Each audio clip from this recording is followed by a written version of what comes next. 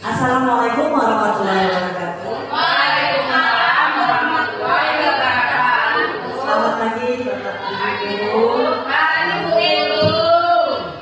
Di sini saya ucapkan terima kasih banyak kepada Bapak Ibu Guru yang telah berkenan hadir di ruangan ini dalam rangka presentasi saya tentang menyebarkan pemahaman dan penerapan pengalaman budaya positif. Di sini saya sebagai CGP Angkatan 10 Kabupaten Desakan SMP Negeri 1 Batangkulis. Jadi hari ini kita akan membahas tentang apa itu budaya positif. Di sini saya akan membahas beberapa intinya, yaitu tentang perubahan paradigma belajar. Yang kedua, disiplin positif. Yang ketiga, kebutuhan dasar manusia. Keempat, motivasi perilaku manusia. Kelima, posisi kontrol guru. Selanjutnya, keyakinan kelas, nilai kebajikan, dan yang terakhir, segitiga restitusi. Kita bahas satu-satu ya Bapak Ibu. Yang pertama itu pembelajaran dengan paradigma baru. Di sini kita akan bahas tentang profil pelajar Pancasila. Di sini ada beberapa profil pelajar Pancasila ini biasa kita sudah dengar ya. Itu ada beriman dan bertakwa. Apalagi Bapak Ibu? Berkebaikan global, mendekat diri, bergotong royong, dan bermain kritis. Jadi pembelajaran paradigma baru ini pembelajaran yang dirancang berdasarkan prinsip pembelajaran yang berdiferensiasi, sehingga para peserta didik belajar sesuai kebutuhannya berdasarkan tahap perkembangan sesuai teori psikologi modern untuk memberikan profil pelajar Pancasila. Jadi ini biasa kita katakan di tahun ini itu kurikulum merdeka. Jadi sebelumnya kita membahas tentang kurikulum K13, tapi tahun ini kita sudah menggunakan kurikulum merdeka. Jadi siswanya merdeka, kita harus tetap belajar. Kemudian selama ini kita hanya memikirkan kesalahan pemahaman itu tentang adanya teori kontrol. Jadi ada miskonsepsi tentang teori kontrol. Yang pertama itu ilusi mengontrol murid. Yang kedua ilusi bahwa semua pemahaman itu positif dan bermanfaat. Yang ketiga ilusi bahwa kritik dan membuat rasa bersalah mampu menguatkan karakter. Yang terakhir ilusi bahwa orang dewasa berhak memaksa. Ini masih sebuah ilusi atau kesalahan kita selama ini terhadap murid dan Bapak Ibu. Jadi kalau di kelas atau kita dalam pembelajaran kita tidak boleh memaksa siswa untuk harus ini. Itu karena kurikulum kita sudah merdeka Bapak Ibu. Jadi siswa pun harus sudah merdeka. Dibebaskan mereka belajar maunya seperti apa. Dan kita memaksa harus ini. Berarti Bapak Ibu.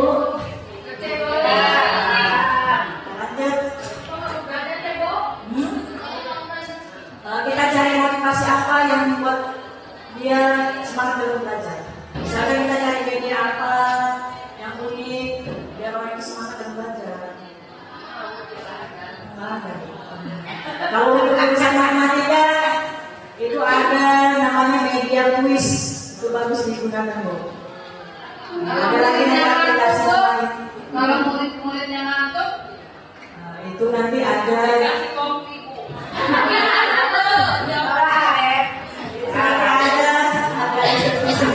kita bahas selanjutnya. Sekarang kita bahas tentang disiplin positif. Selama ini kita sudah menerapkan disiplin dalam sekolah ya. Jadi di sini ada disiplin positif. Jadi disiplin itu artinya belajar. Kalau disiplin positif merupakan salah satu cara penerapan disiplin yang bertujuan untuk menumbuhkan kesadaran serta memberdayakan peserta didik tanpa imbalan penghargaan atau reward, ancaman atau hukuman. Jadi untuk pembelajaran sekarang kurikulum merdeka itu tidak boleh lagi ada reward atau penghargaan.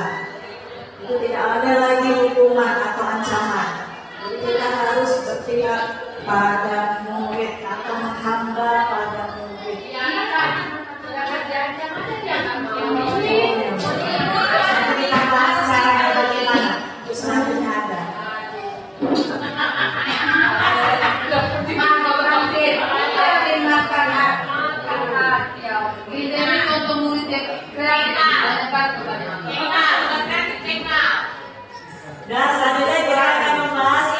kebutuhan dasar manusia. Ini kebutuhan dasar kita ya.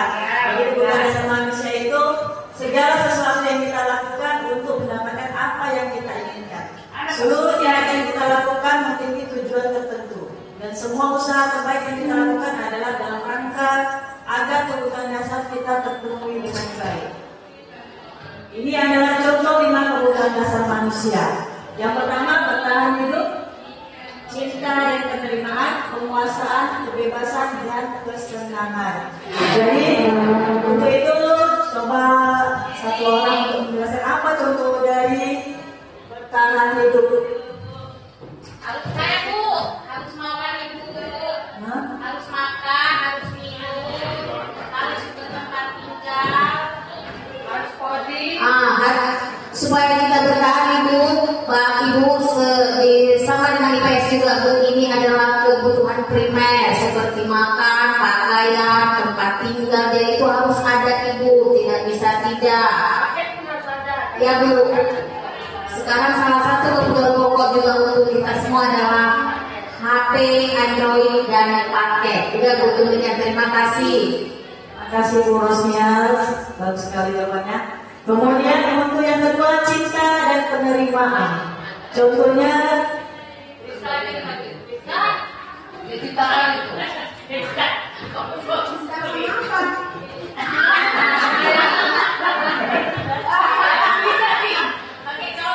Kita orang boleh. kalau saya cinta sama keluarga saya,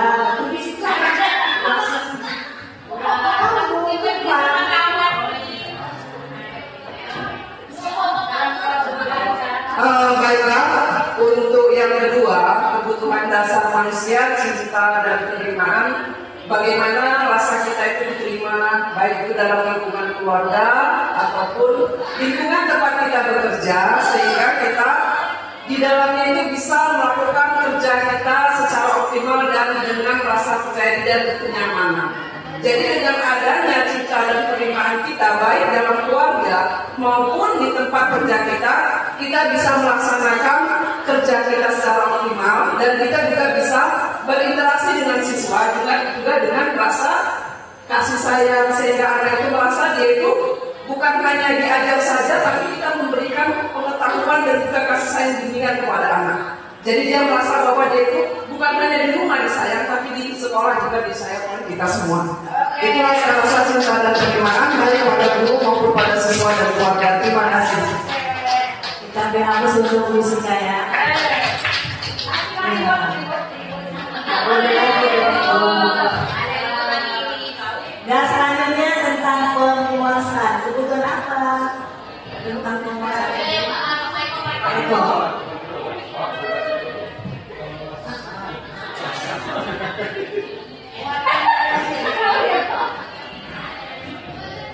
Untuk kebutuhan yang ketiga tentang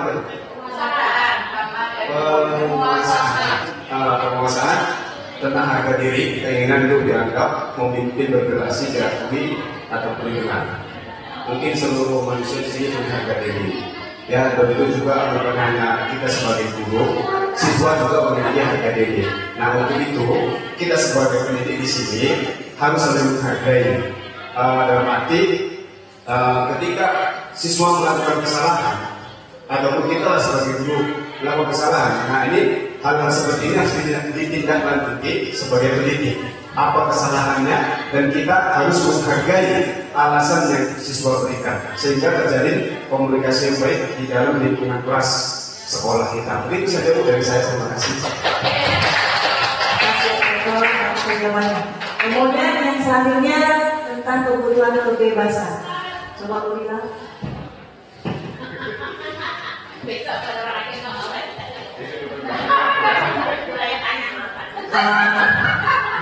Lima kebutuhan dasar manusia yang keempat itu adalah kebebasan, mandiri, memiliki pilihan, mencoba hal baru, mampu mengendalikan arah dirinya. Jadi siswa diharapkan mampu mengekspresikan dirinya, mampu untuk memiliki pilihannya sendiri. Jadi kita sebagai guru harus bisa membuat siswa itu punya pilihan yang bisa dipertanggungjawabkan. Jadi dia bebas untuk mengungkapkan pendapatnya, dia bebas untuk mencoba hal baru, kita hanya itu untuk mendukung peserta didik. Begitu. Terima kasih. Jadi ini biar kita dibahas tapi jangan dibahas kali dulu. Nanti mau jangan. Betul. Yang terakhir itu kebutuhan tentang kesenangan.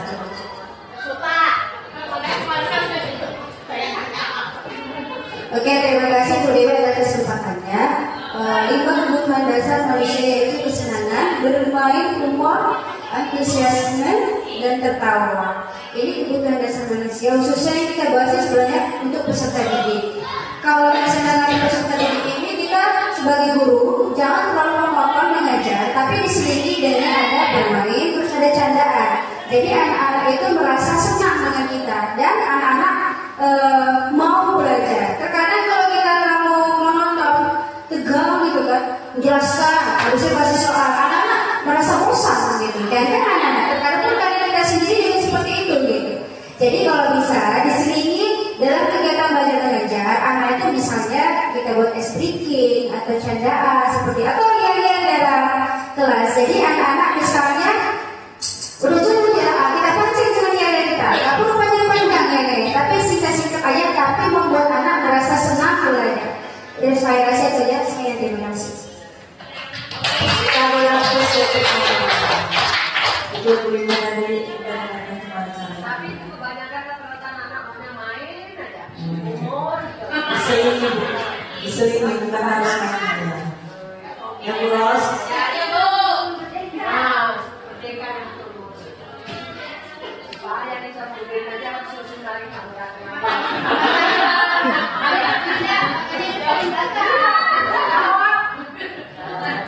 Mana Linda betul senang bermain. Otak anaknya dia berat matematika, mati-matian.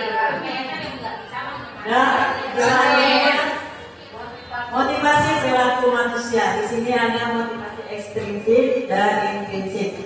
Kalau ekstrinsik itu dari luar itu untuk mendapat imbalan atau penghargaan dari orang lain, kemudian untuk menghindari ketidaknyamanan atau hukuman.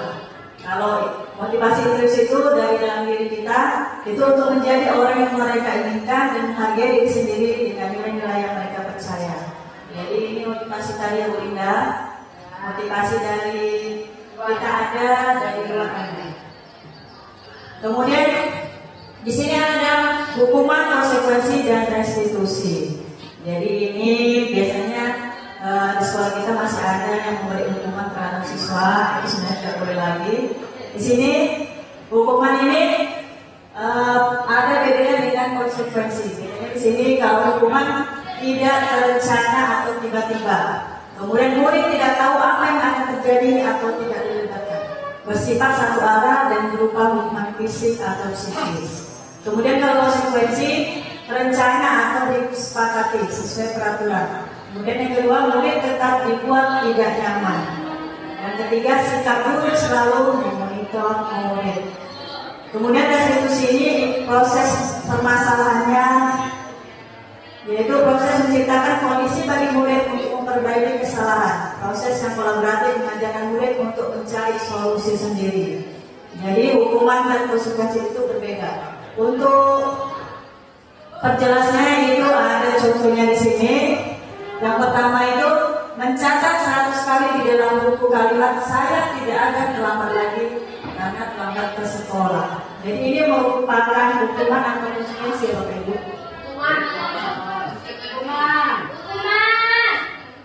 Hukuman. Ya, 100 kali ya Hukuman.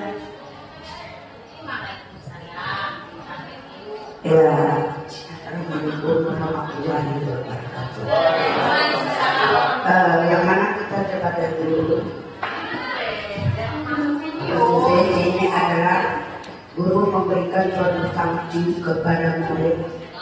Walaupun sanksi itu hanya tidak mengajarkan yang berat, tetapi justru untuk mencatat suatu kesalahan tidak terbuat lagi. Ini kalau menurut saya ini hukuman.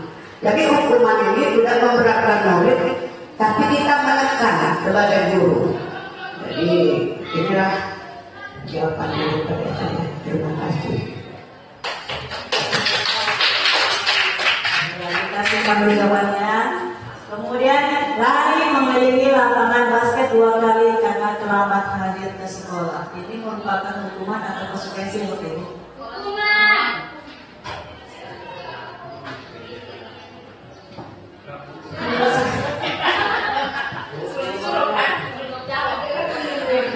Menurut saya lari mengelilingi lapangan basket 2 kali karena terlambat hadir ke sekolah itu termasuk hukuman.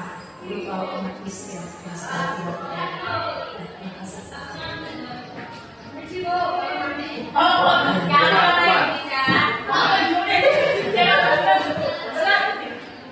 Ya, terima kasih yang Rizka.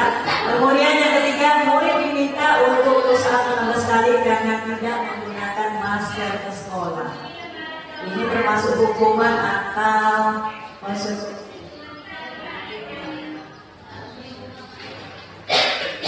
Menurut saya ini Bu termasuk kategori hukuman.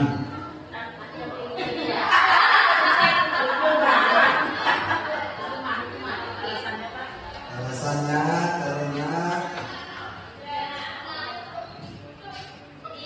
itu untuk membuat si pelaku jadi jerah, dan itu tidak dilakukan tiba-tiba tanpa ada tertulis sebagai konsekuensi. Ya, terima kasih.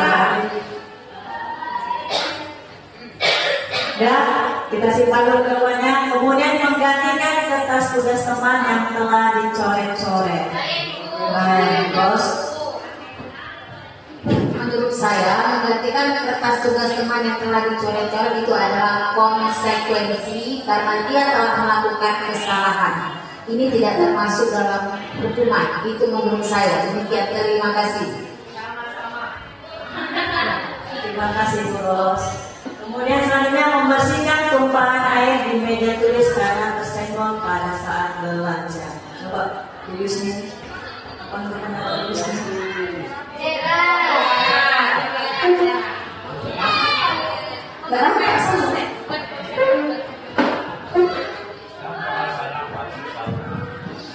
Ya Bu, saya kurang nampak.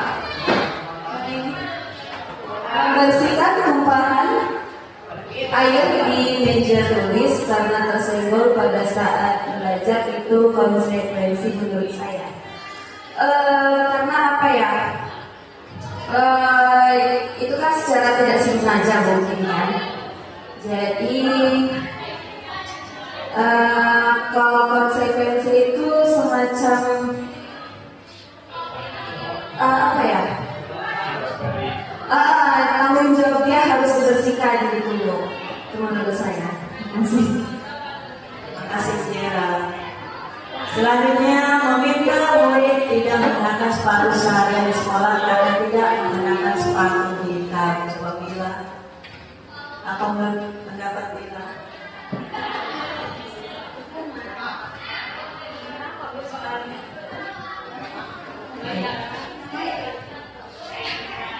Menurut saya, meminta murid tidak menggunakan sepatu seharian di sekolah karena tidak menggunakan sepatu hitam adalah hukuman.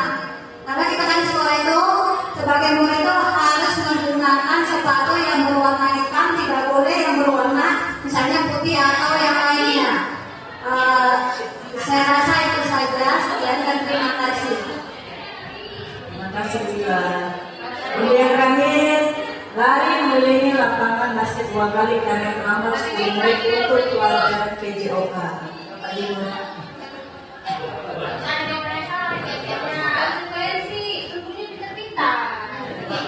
Baik, terima kasih atas kesempatan yang diberikan kepada saya untuk menjawab salah satu pertanyaan, yaitu lari mengelilingi lapangan basket 2 kali karena terlambat 10 menit untuk pelajaran PJOK. Menurut saya ini juga termasuk hukuman karena keterlambatan itu sehingga dia dihukum mengelilingi lapangan 2 kali. Jadi demikian menurut saya. Terima kasih. Ya, terima kasih Bapak. Jadi kita mau bahas jawabannya.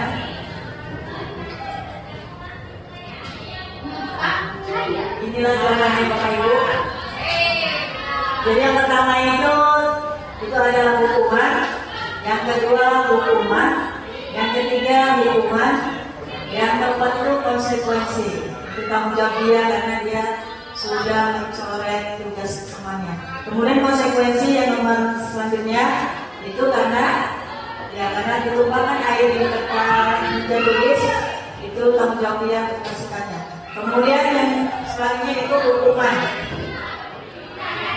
Itu karena kita di sekolah memakai suatu hak suara kita. Yang terakhir itu konsekuensi ya Pak. Jadi karena adanya kesepakatan dari awal itu makanya konsekuensi. Ada kesepakatan dulu di sini, berarti ada kesepakatan antara guru PJK dengan siswanya. Jadi kalau dia melanggar, itu konsekuensinya harus mengelilingi lapangan basket 2 kali. Selanjutnya ini ada 5 posisi kontrol guru.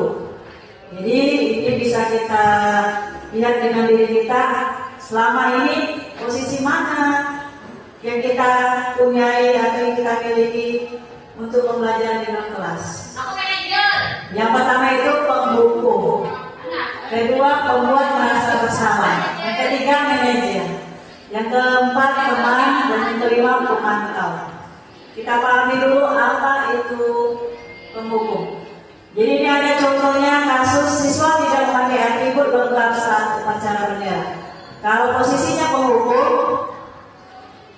siswanya harus hormat pada bendera selama 1 jam. Itu penghukum. Ada di sini Bapak Ibu posisi penghukum?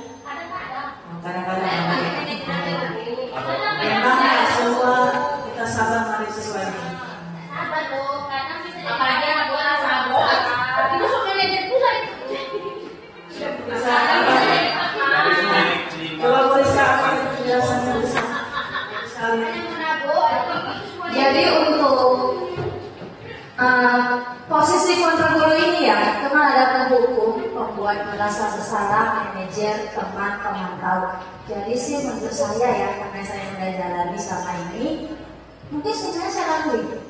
Apakah sebagai penghukum, pembuat merasa bersalah pernah, jujur aja. Sebagai seorang manajer pun pernah, jadi teman pun pernah, pemantau pun pernah. Tapi memang sesuai kondisi. Biasanya saya akan menjadi teman tuh sama memberikan teguran.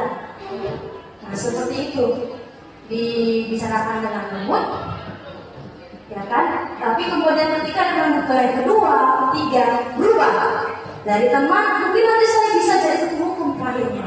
Seperti itulah kira-kira. Terima kasih. Terima kasih penjelasannya Bu Rizka. Berarti Bu Rizka ada mempunyai 5 posisi kontrol guru ini ya. Bisa jadi penghukum, bisa jadi pembuat masalah salah, manajer dan teman serta pemantau. Kalau Bu Ros tadi manajer.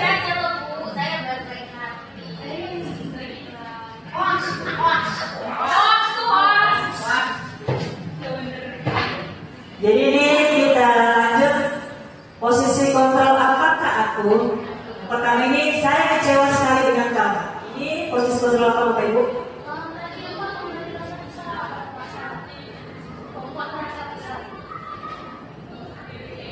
Saya kecewa sekali dengan kamu. Apa? Membuat merasa bersalah. Yang tertuliskan ini pembuat merasa bersalah. Ada yang lain dari jawaban ini? Gak pas? Pas, ya. Kalau cewek itu biasanya pembuat merasa bersalah. Kemudian kamu tidak pernah benar melakukannya. Ini posisi yang mana?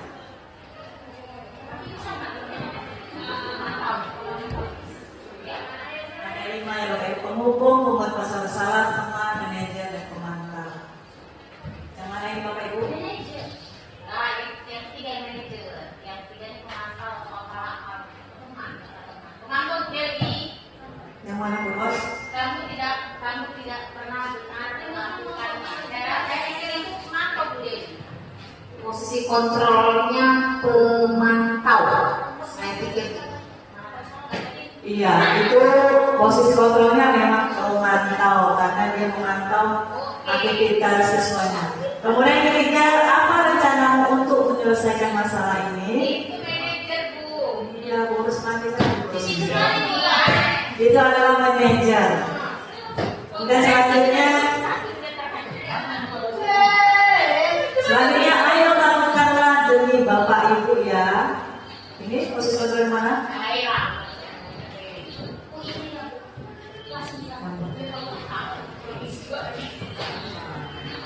Menurut Pak Rafi, yang mana Pak Rafi? Menurut saya itu menjadi teman. Ayolah, lakukanlah. Itu. Ya itu posisi kontrolnya sebagai teman karena dia mengajak kita untuk mengerjakan apa yang kita mau. Kemudian kamu tidak akan mendapat nilai jika tidak mengerjakan tugas. Posisi kontrol yang mana yang boleh?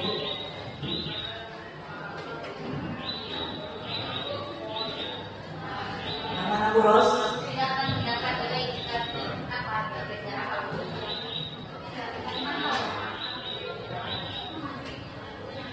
Yang mana? Kamu tidak akan mendapatkan nilai jika tidak mengerjakan tugas. Ini seperti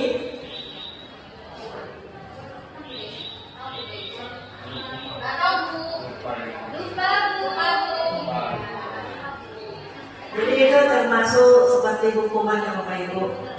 Jadi jika tidak mengerjakan tugas dia tidak akan mendapat nilai. Selanjutnya kita akan membahas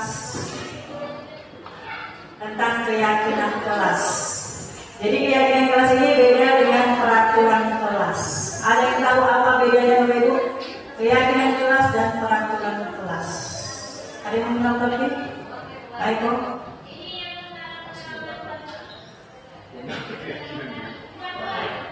Aku sopan atau hidup sopan?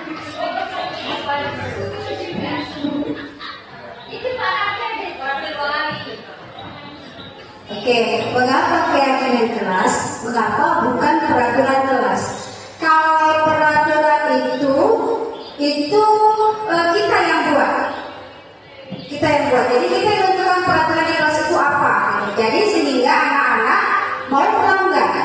Tapi kalau keyakinan kelas itu guru dan siswa yang membuatnya. Jadi dibuat kesepakatan dulu. Kira-kira apa yang akan buat keyakinan kelas kita? Jadi itu menurut saya sih perbedaannya. Kenapa keyakinan kelas? Kenapa bukan peraturan? Karena kalau peraturan bisa dilanggar, gitu. Kalau keyakinan, insya Allah dia akan berpikir untuk melakukan kesalahan karena udah dilakukan kesepakatan antara guru dengan siswa dan itu ada konsekuensinya. Tidak perlu kalau ada dibuat konsekuensi. Begitu menurut saya. Terima kasih. Terima kasih Bu Sofa. Jadi memang keyakinan kelas itu diturunkan dari peraturan kelas. Jadi peraturan kelas dulu dibuat, baru muncullah keyakinan kelas. Itu. Bu, malam makan Bu. Jalan ya. Jadi di sini ada bagaimana pembentukan keyakinan kelas, yaitu adanya bersifat abstrak berupa pernyataan universal dibuat dengan pernyataan positif sedikit saja agar mudah diingat. Kemudian sesuai dengan kondisi kelas kita, semua warga sekolah atau warga kelas dilibatkan saat membuat keyakinan kelas. Jadi ini merupakan keyakinan kelas yang dituangkan dalam nilai-nilai kebajikan. Itu ada profil pelajar Pancasila. Di situ ada nilai kebajikannya berupa apa dulu? Beriman dan bertakwa pada Tuhan Yang Maha Esa dan berakhlak mulia, berkebinekaan global, gotong royong, mandiri, kreatif dan bernalar kritis. Itu. Ya, itu biasa kita lakukan di Gunung Merdeka ya Bapak Ibu. Kemudian untuk selanjutnya di situ ada yang dikebagikan dari Ibu Primary Years Program (PYP). Itu nilai kebajikannya berupa apa ujian mana?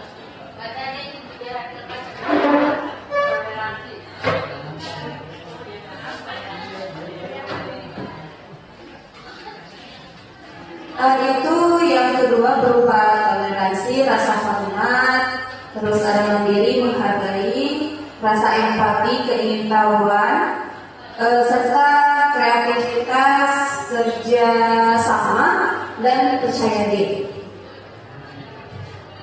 Dan terima kasih Bu Jaya. Selanjutnya terakhir itu yang diberikan dari keterampilan hidup. Jadi itu poinnya itu ada dapat dipercaya, lurus hati, pendengar yang aktif, tidak merendahkan orang lain dan memberikan yang terbaik dari diri. Jadi di sini saya misal kita praktekkan, saya sebagai guru, Bapak Ibu sebagai siswanya. Jadi Bapak Ibu keyakinan kelas apa yang mau dibuat dalam kelas masing-masing? Itu kita praktekkan ya Bapak Ibu dengan menulis di stiker ini.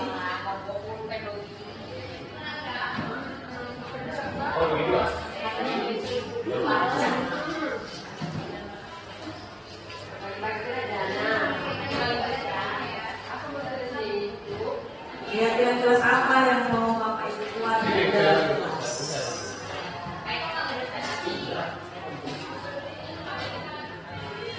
Singkat-singkat aja Bapak Ibu. Itu bisa contohnya di depan. Keyakinan kelas apa yang mau dibuat? Apa semua mau dibuat?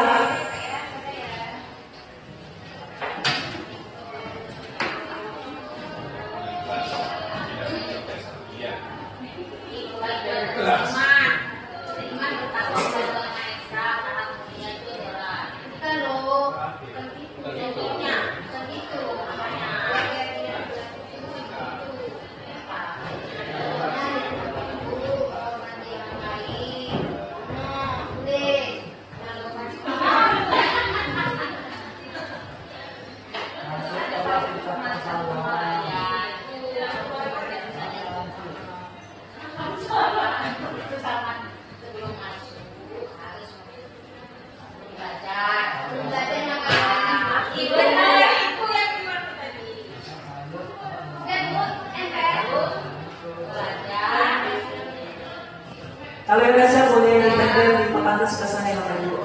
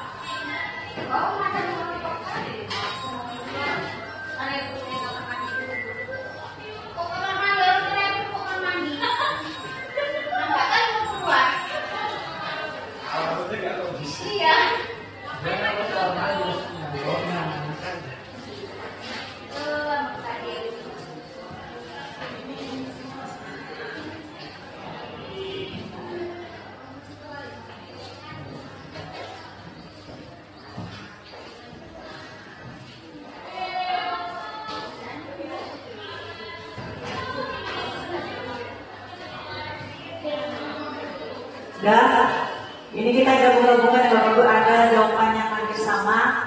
Jadi keyakinan pertama itu ucapkan salah, masuk ke kelas ucapkan salah. Cocok ini Bapak Ibu? Kemudian sebelum belajar kita berdoa sesuai dengan kepercayaan masing-masing. Ini di dalam kelas mungkin sebelum belajar ada berdoa untuk mengawali pembelajaran. Cocok? Kemudian sebelum belajar harus diawali dengan berdoa sama ya. Yang satu ini sama. Kemudian yang kedua itu saling menghargai atau menghormati satu sama lain. Cocok? Ya. Kemudian disiplin, ini sama ya, disiplin atau hadir tepat waktu. Ini memang contoh kali yang kita lakukan di kelasnya ya. Kemudian menjaga kebersihan atau petugas piket bekerja sama untuk kebersihan kelasnya. Sesuai kali ini Bapak Ibu? Jadi itu membuat keyakinan kelas untuk di kelas kita nanti masing-masing ya. Kita praktekkan sama-sama. Dan yang selanjutnya di sini ada peraturan atau kesepakatan yang sudah kita sepakati. Di sini Bapak Ibu menentukan nilai kebajikan apa yang ada di peraturan kelas ini. Saya yang pertama selalu kembalikan buku ke tempatnya. Itu nilai kebajikan apa yang dituju di situ?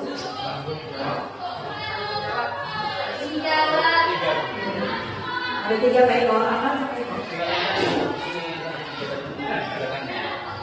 Oh, kembali lagi.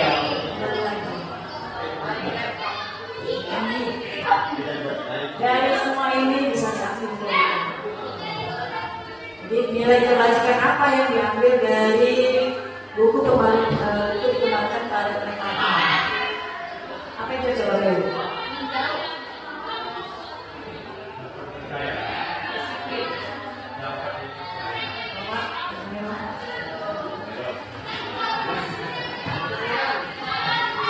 Ya Bu, yang cocok adalah dengan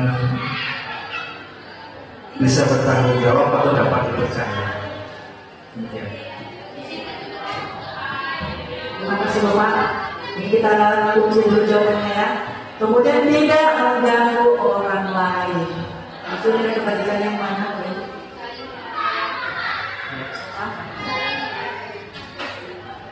Kalau menurut pendapat saya, kan peraturannya tidak mengganggu orang lain. Jadi keyakinan kelasnya di situ saling menghargai orang lain atau saling menghormati orang lain. Terima kasih Bu Sobat. Kemudian tadi di sekolah 15 menit sebelum pembelajaran ya itu di situ. Kemudian tidak melakukan kekerasan. Tidak melakukan kekerasan. Ya.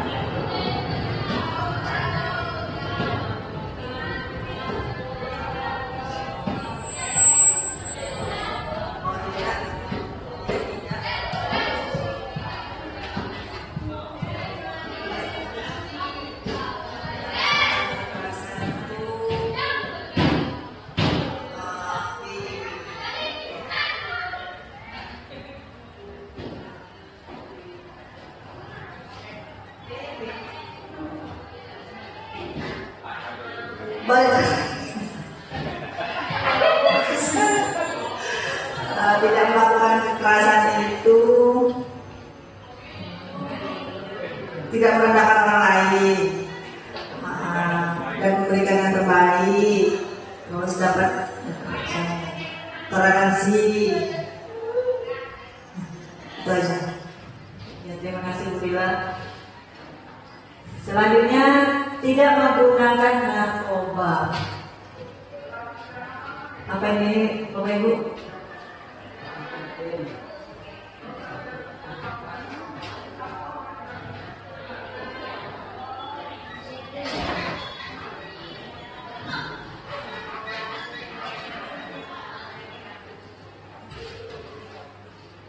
Tidak menggunakan narkoba itu adalah merupakan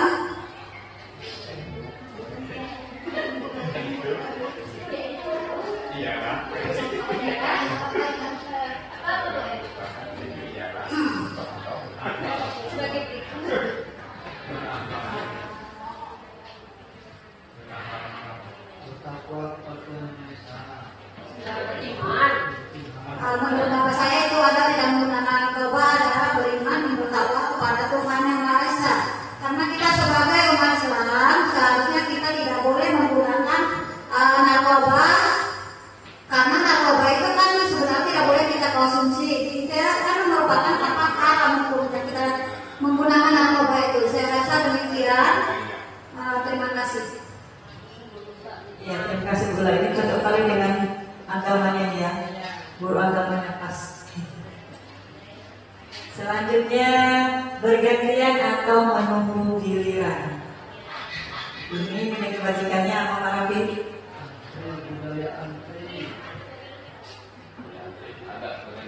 Tertib, ya kelasnya tertib, berperilaku tertib dan saling menghargai orang lain. Terima kasih Pak Rafi. Selanjutnya gunakan masker.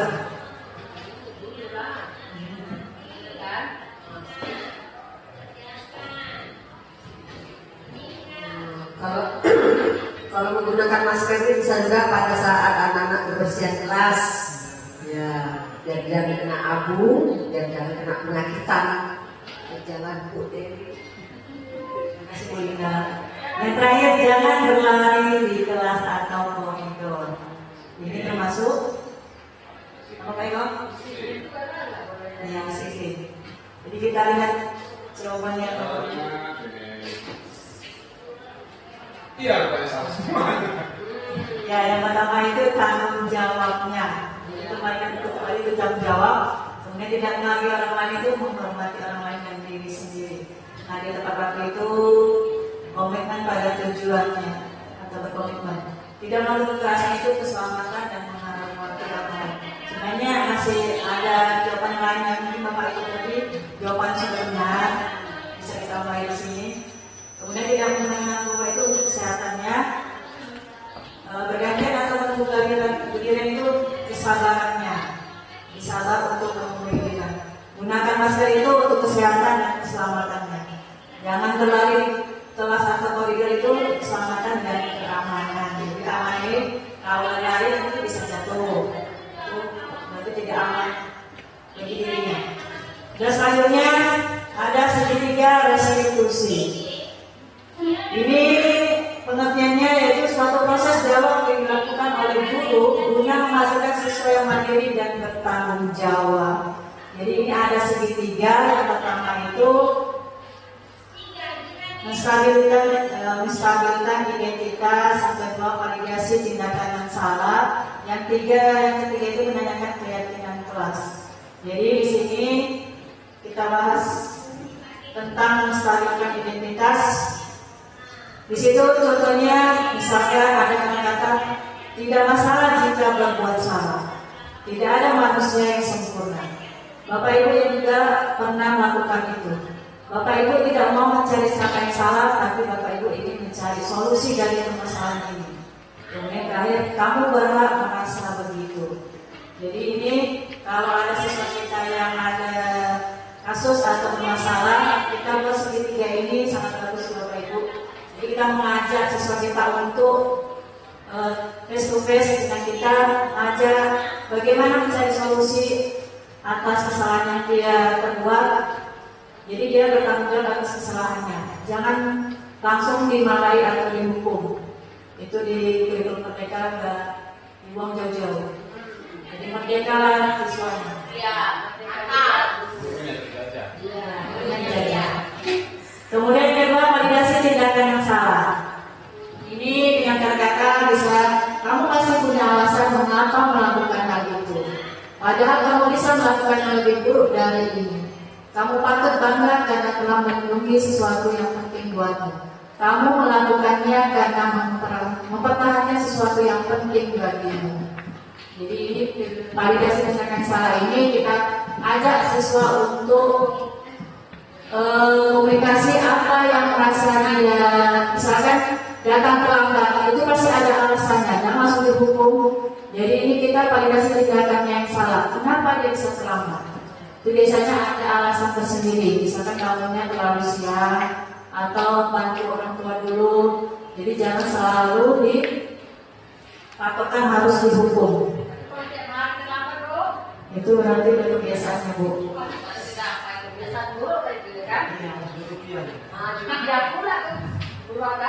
Jadi kalau kita nggak bisa mengatasinya, kita ke guru BK atau wali kelas, ujung-ujungnya nanti ke kepala sekolah, biar kepala sekolah yang menanganinya. Jadi yang terakhir ini menanyakan keyakinan. Jadi kadang-kadang bisa apa keyakinan kelas kita, nilai-nilai apa yang telah disepakati bersama, seperti apa gambaran sebuah kelas yang ideal menurut kamu. Kamu ingin menjadi orang yang seperti apa?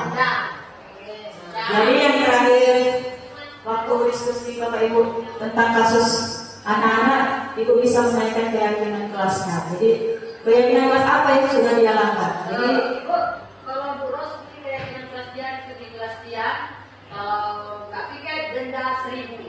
Kalau nggak ini denda pakai duit semuanya. tidak boleh ya Bu Ros, yang Bu Ros. Itu nanti ada NSM jualan.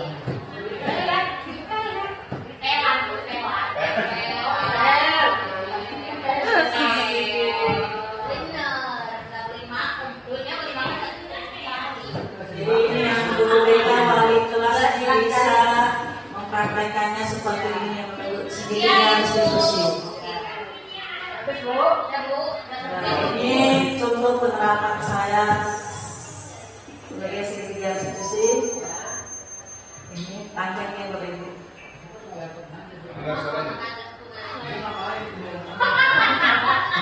Cakap dong. Yang nanya karena apa ya? Yang karena saya ingat kelas kita dia loh. Dan mungkin hanya ini yang bisa saya sampaikan. Bila kurang saya minta maaf dan kepada Bapak Ibu,